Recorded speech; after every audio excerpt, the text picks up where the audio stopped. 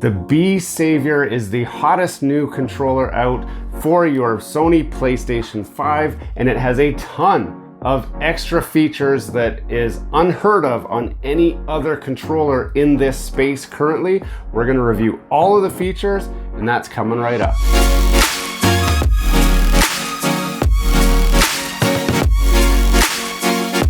Hello and welcome back to Gears and Tech. Yes, you heard right. Today's the day where we're going to go through all the core functionality features of the brand new Besavior controller. Now, the B-Loader team were nice enough to send me this pre-release version of the controller to test out and to show you guys kind of what it's all about. We've already done an unboxing. We've already reviewed kind of the build quality and then the basic features at a glance. Today, we're going to take a deeper dive into the actual functionality of the controller itself. That is also why you see all these controllers here, because I'm going to actually set up each of these controllers to run through this controller and play legit PlayStation 5 games. That's something that everyone's been asking. Does this truly work to play with your Xbox controller, for example, on a legit brand new PlayStation 5 game? So we're going to cover all of that through this video. There are a ton of features in here, as we talked about. They're accessible through this OLED screen, which is at the bottom of the controller. Now, this has regular back buttons, just like you've seen on all of the other aftermarket controllers. I believe that this is the best back button layout that is available so far, simply because when you grip the controller, all the buttons are right where you would think they should be. Kind of makes me wonder what all these other companies were thinking when they made their back buttons. Like, seriously, here's the Extreme Rate kit. You can see how short these back buttons are compared to the Besavior ones.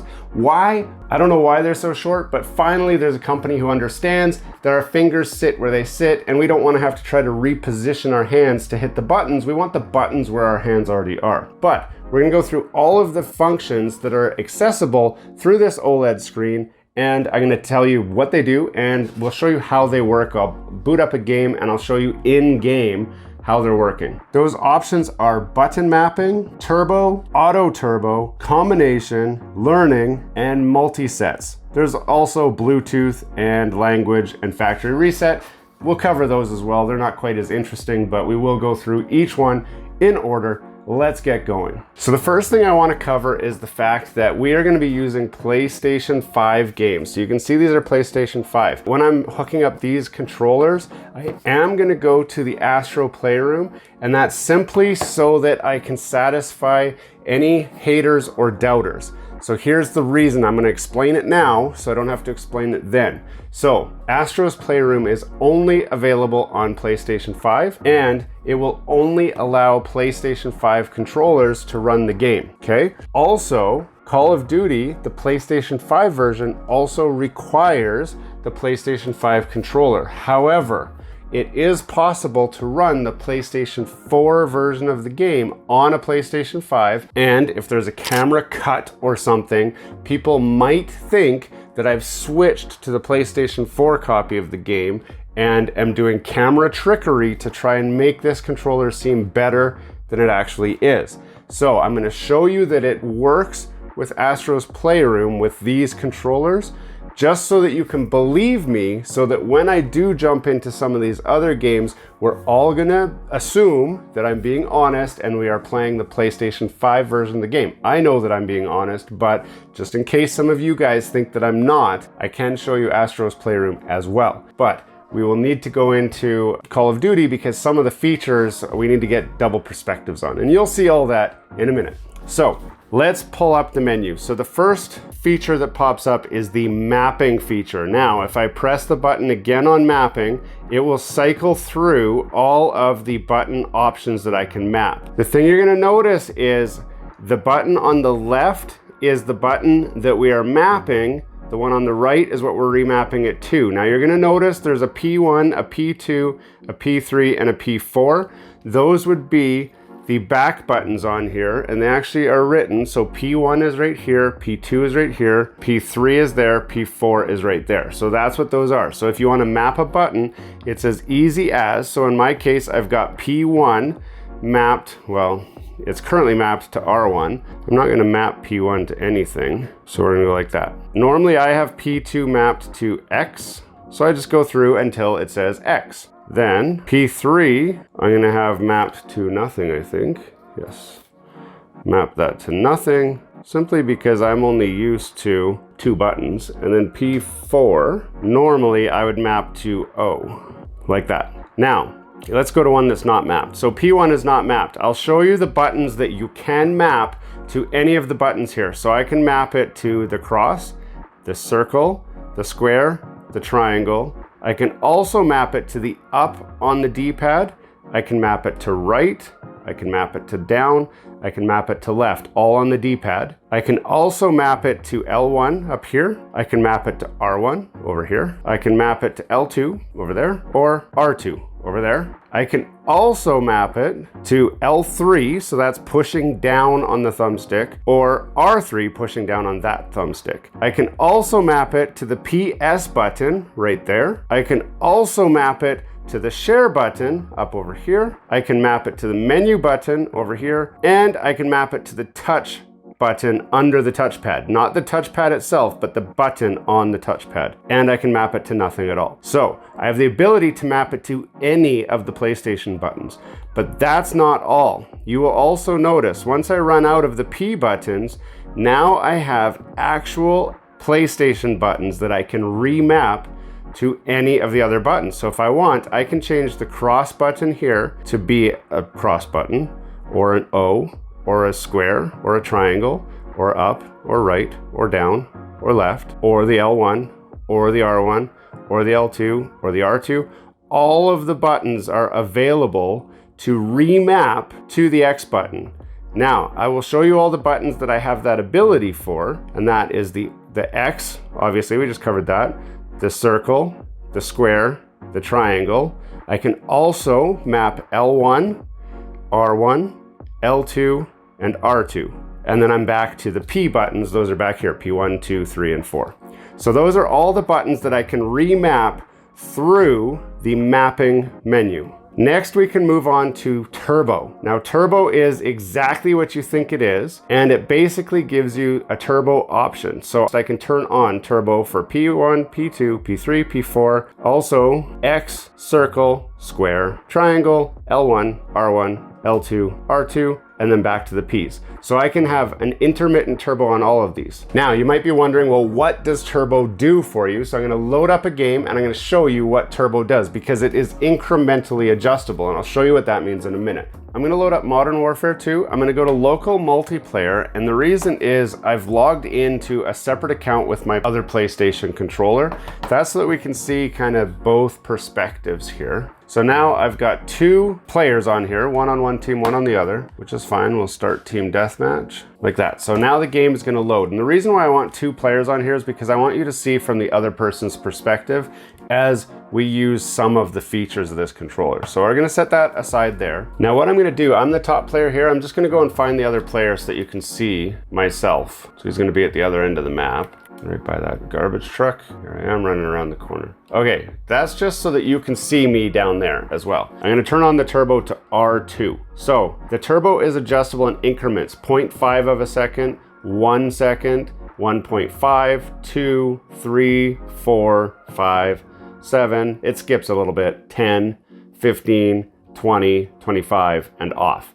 So we're gonna try it on 0.5. Let's just make sure it's there. Then we're gonna back out. Now what this will do, and I can show you, if I look at the wall here and then pull the trigger, it'll give me a bit of anti-recoil.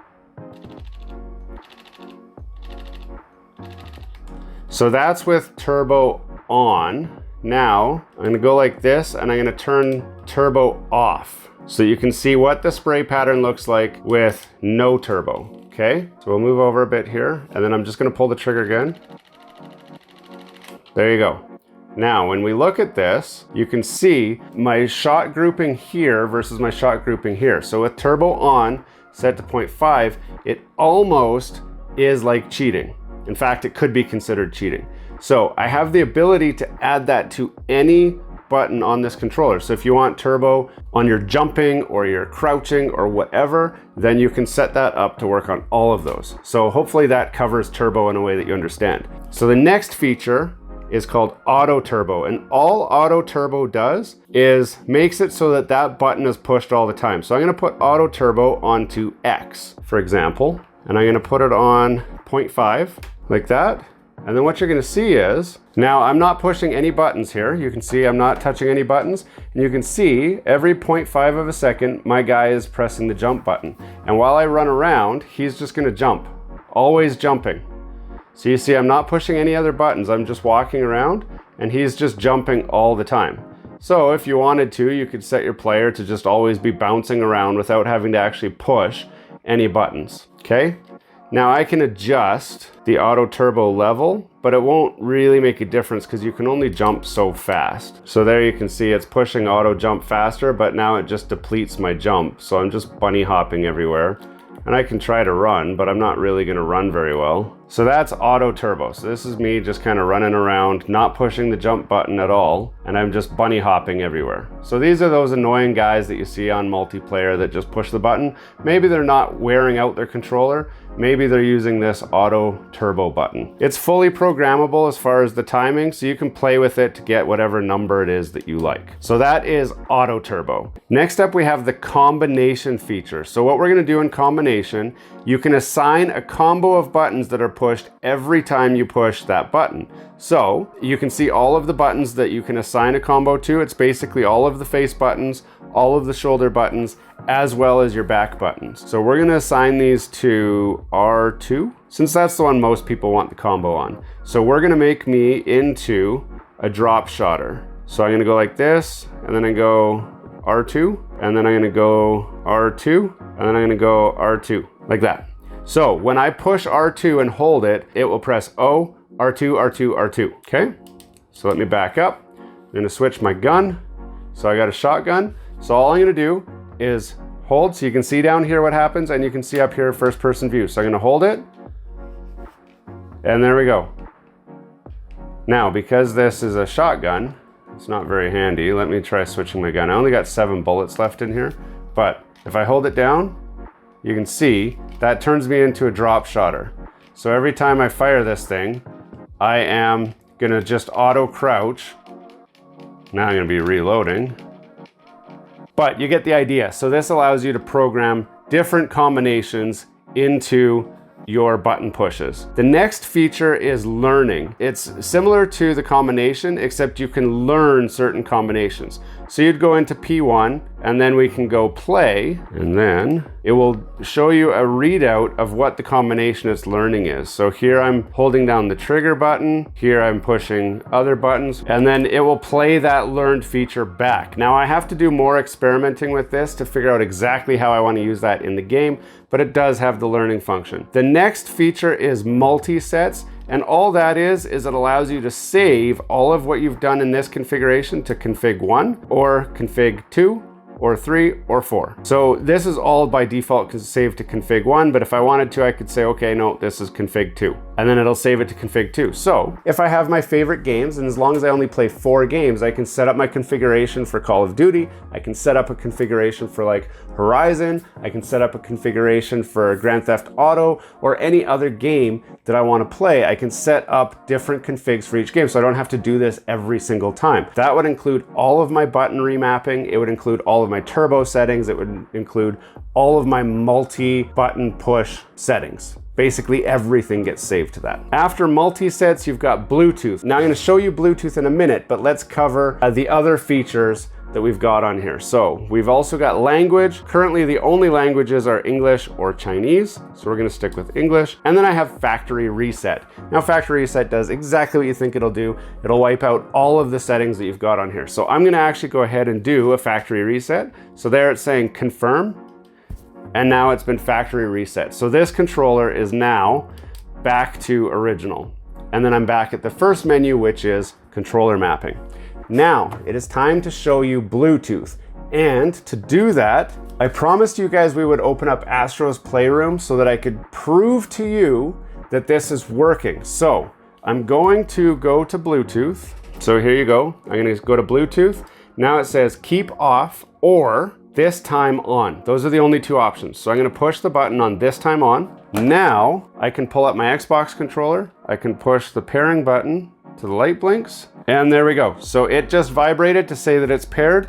So while it's in Bluetooth mode, I now have this controller that I can do whatever I want with. Now, like I said before, I'm going to open Astro's Playroom only because it's the only game that I can't fake in any way that this is working, okay? So we talked about this already. If I were to say open up Horizon Forbidden West and you see that it's a PS5 game, there's going to be a camera cut because that's what I have to do. I have to cut to keep this video short and interesting. And as soon as there's a camera cut, somebody's going to say, aha, you switched to the PlayStation 4 version and this does not actually work on a PlayStation 5 game. That's what people will say. So to prove that that's not true, I'm going to go into Astro's Playroom. Astro's Playroom is going to load up. Normally, there would be a error rate here that says you must have a PlayStation 5 controller to play this game. But right now, I can go fully into the game. Press any button. I'm going to say continue. I've already done all the menus and everything. Now it's playing sounds through the PlayStation speaker there. So here you go. I am now wirelessly. So this is the Besavior controller here. It is connected to the PlayStation 5. This is my Xbox controller. It is connected through Bluetooth to the PlayStation 5 controller, which is connected to there. So it is doing all of the functions right here. So there's no trickery. It's happening. Now, you're gonna ask me the question, can I use this controller? No. While I'm in Bluetooth mode, this controller is locked out because all of the button presses are being passed from this controller to the PlayStation 5 controller. Now that we've proved that that works, let's go to a more interesting game. So I'm gonna go to Spider-Man, which is also a PlayStation 5 game. And we'll see if my save game is still active on there. So I'm gonna press X to start. I'm gonna start this game, which has 0% complete because I'm that awesome. I'm gonna say continue. So this is telling me to hold R2 to swing. And there you go. So here I am controlling Spider-Man from my Xbox controller. Again, this controller is blocked off because it is strictly passing the signal from here through to the PlayStation as if this was a PlayStation 5 game. Now you're gonna ask, how much delay is there? So I'm gonna show you. I'm gonna push to the right, push to the left, left. I'm gonna jump, jump, jump, jump. There is no perceivable delay in doing this. Now, I haven't really played this game, so honestly, I'm not gonna be the best person to show you a whole lot on here, but I can show you that the game does work, and there we go. So I can jump out of the way, I can do what, I don't know what I'm doing. There you go.